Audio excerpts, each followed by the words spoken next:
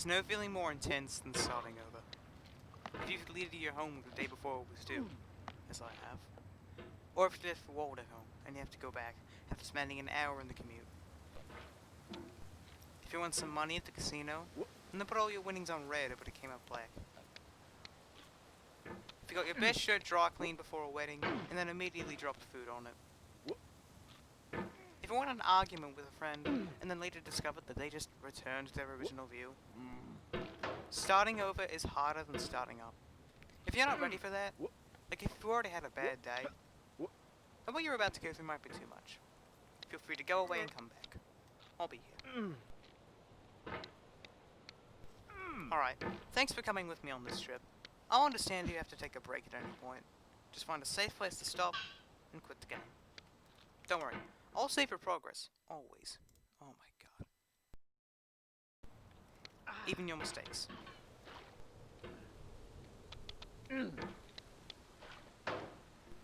This game is a homage to a free game that came out in 2002, titled Sexy Hiking. The author of that game was Jazero, a mysterious Czech designer who was known at the time as the father of B-games. B-games are rough assemblages of found objects. Designers slap them together very quickly and freely, and they're often too rough and unfriendly to gain much of a following. They're built more for the joy of building them than as polished products. In a certain way, Sexy Hiking is the perfect embodiment of a B-game. It's built almost entirely out of found and recycled parts, and is one of the most unusual and unfriendly games of its time.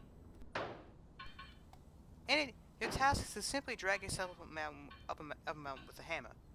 The act of climbing, in the digital world or in real life, has certain essential properties that give the game its flavor. No matter forward progress is guaranteed. Some cliffs are too sheer or too slippery, and the player is constantly, unremittingly, in danger of falling and losing everything.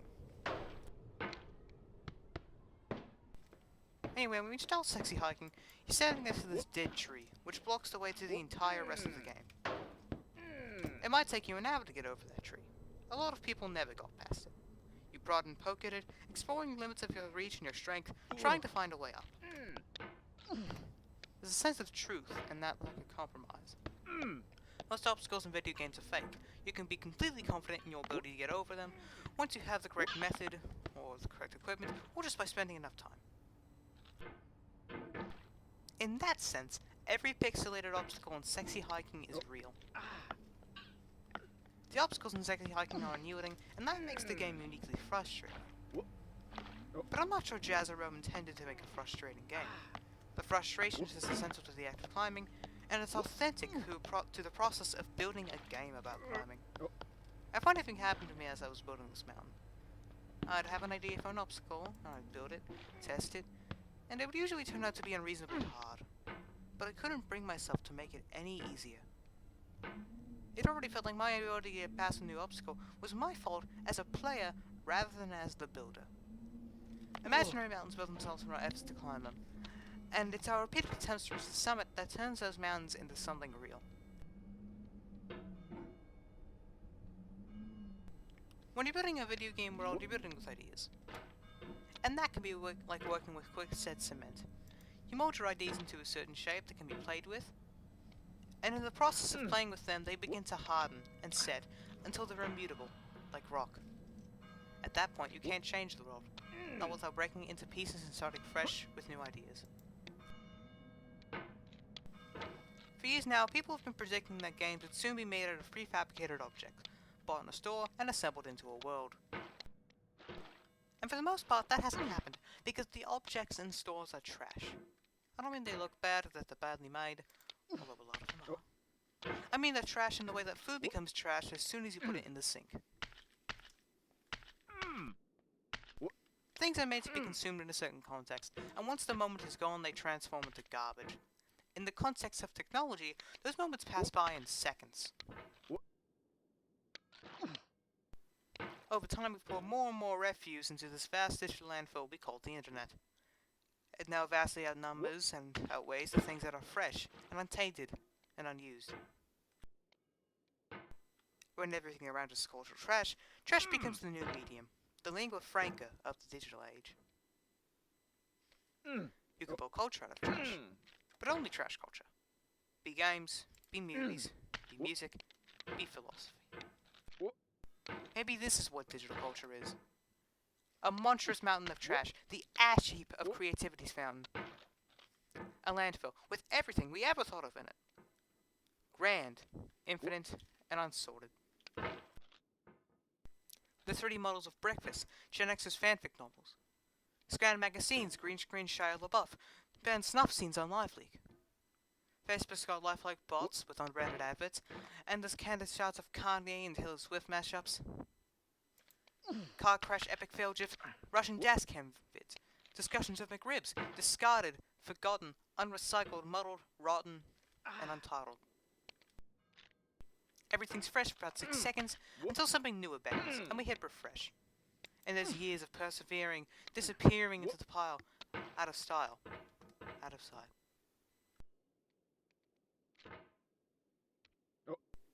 In this context, it's tempting to make friendly content. That's gentle, that lets you churn through it, but not earn it. Why make something demanding, if it just gets piled up in the landfill? Filed in with the bland things. When games are new, they wanted a lot from you. Daunting you, taunting you, resetting and delaying you. Players played stoically. Now everyone's turned off by that. They want to burn through it quickly, a quick fix for the fickle, some tricks for the clicks of the feckless. But that's not you, you're an acrobat. You could swallow a baseball bat. Now I know, most likely you're watching this on YouTube, or Twitch, or some dude with 10 million views does it for you. Like a baby bird being fed chewed up food. That's culture too. But on the off chance you're playing this, what I'm saying is, trash is disposable, but maybe it does not have to be approachable. What's the feeling like? Are you stressed? I guess you don't hate it if you got this far. Feeling frustrated? It's underrated. An orange is a sweet, juicy fruit locked inside of a bitter peel.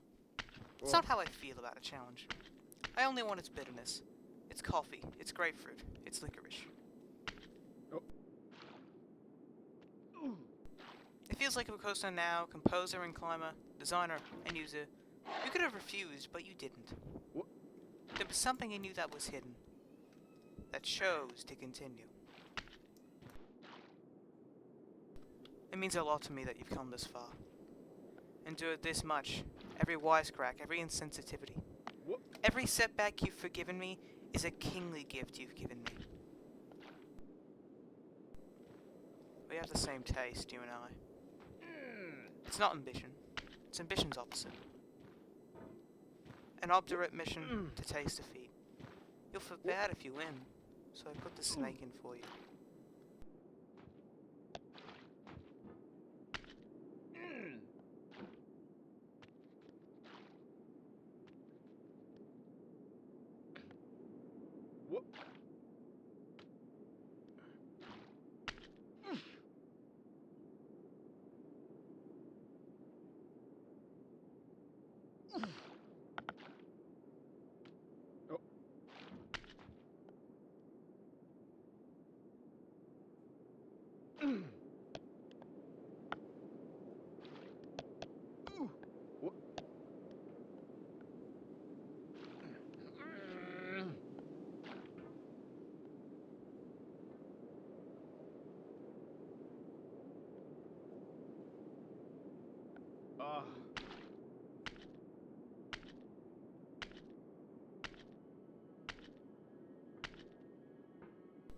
Have you thought about who you are in this? Are you the man of the pod Diogenes? Are you his hand? Are you the top of his hammer? I think not. While your hand moves, the hammer may not follow. Nor the man, nor the man's hand. In this you are his will, his intent, the embodied resolve in its uphill ascent.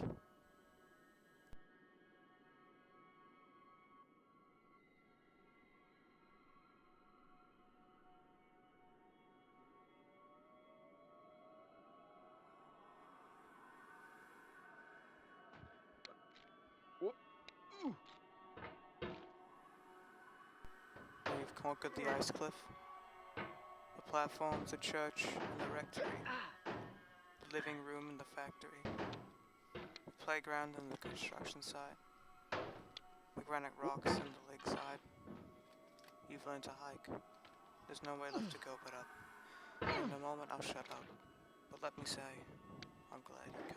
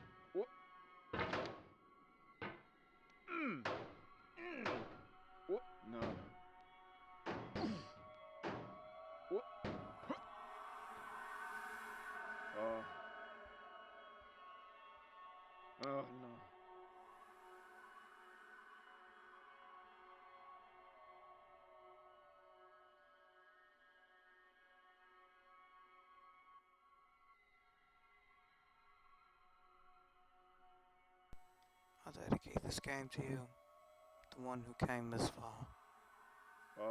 I give it to you with all my love.